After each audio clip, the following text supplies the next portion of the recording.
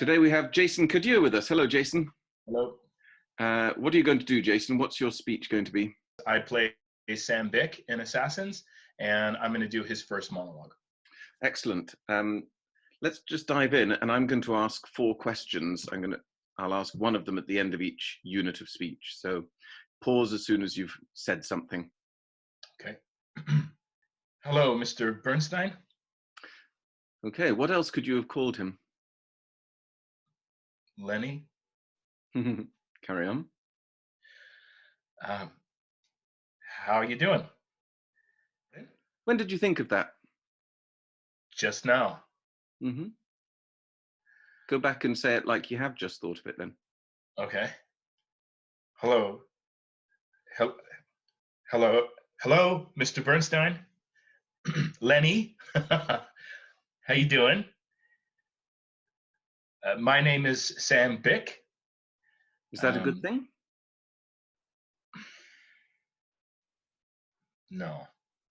Yeah, I'm afraid it is, Jason. I'm afraid in this game you have to answer yes. Yes? Okay. Yeah, afraid okay. so. Yeah. That's the idea. Yeah. It's a good thing, isn't it? Yeah. Okay, Yeah. make it a good thing. Okay. My name is Sam Bick.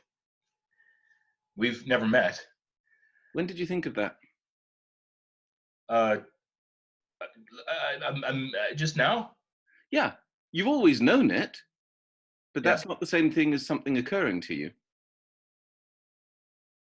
Okay. So let something about that strike you. Okay. My name is Sam Bick.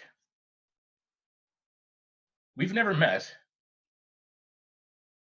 You're a world-renowned conductor and composer. Good. Travels. Are conductor and composer the same thing? No. Okay. What's the difference between them? Another way of putting that would be to say, why is the second better than the first? Okay. Okay. Right. We've never met. You're a world-renowned conductor and composer who travels the world over enjoying one success after another.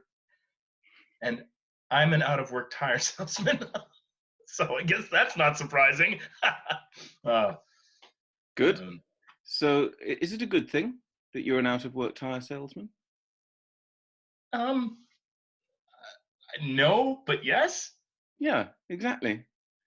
It's a good thing because it is an interesting illustration of the gulf between you, for example. Right. Isn't life interesting?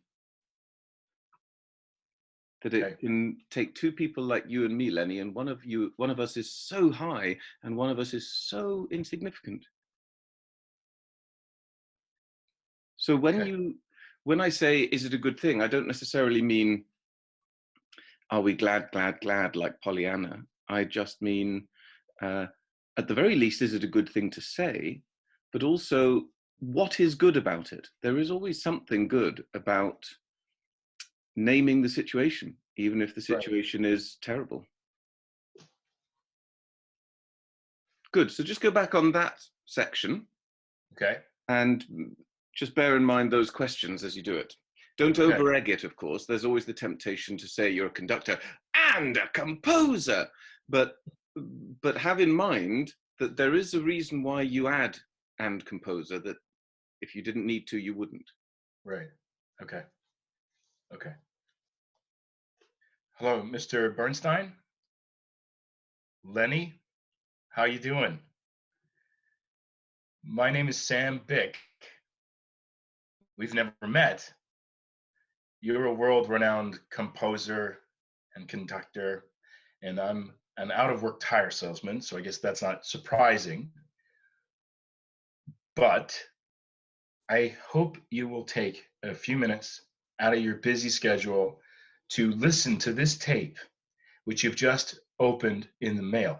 And if you can't listen to it now, maybe you can listen to it tonight. I love that song. What a melody. What a sentiment. Tonight,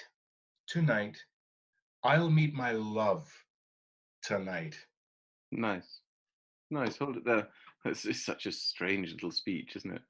Um, Beautifully done, though. What were you noticing as you did it? Anything to report?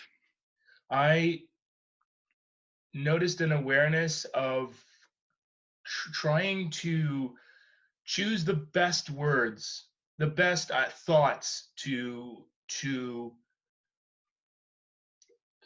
offer him. Mm-hmm. You know, to be conscious of it gave. If I felt like my words had value, and I had to spend them wisely. It's a nice way of putting it. I mean, they're very obvious questions in a way, because if I ask, when did you think of that? It's clearly just a reminder to get the idea as late as possible, which is a principle that we often forget when we've memorized something. When I say, is that a good thing? It's just a reminder of optimistic playing, that we should always think we are making the situation better by speaking, even if we're complaining, especially if we're complaining. When I say, are those the same thing? Of course, I'm talking about specificity and the avoidance of listing. Listing things is always deadly. And when I talk about, is that the only thing you could have called him? It's particularly apt here, of course, because you do actually change your mind between Mr. Bernstein and Lenny. But that is an important question anytime you use a name or a title in a speech. If you call someone darling, why didn't you call them sweetie? Why didn't you call them lover? Why darling in particular? It doesn't actually mean necessarily that that is always the best word. It often in life strikes us after we've said a word like darling. Oh, I wish I hadn't said that. That wasn't the best word. But it doesn't matter. It means that at that moment, at least, you choose it. You snatch at it from all the words flying around your head, and maybe regret it, or maybe think, nailed it. Doesn't matter. It's at least there is that sense of, this is not the only thing I could have called you. It was very, I've never said it or thought it even, composer and conductor. I've always ran through it. And when I've been learning this, you're a world-renowned composer and conductor, as if they have the same value. And the question this time, one of the questions, are those the same thing? I think they're really not, especially with where he goes in this, right? Yeah. So that was like, bit of a firecracker. Nice. Yeah. Well, very good. Well played, Jason. Thank you very much. Thank you.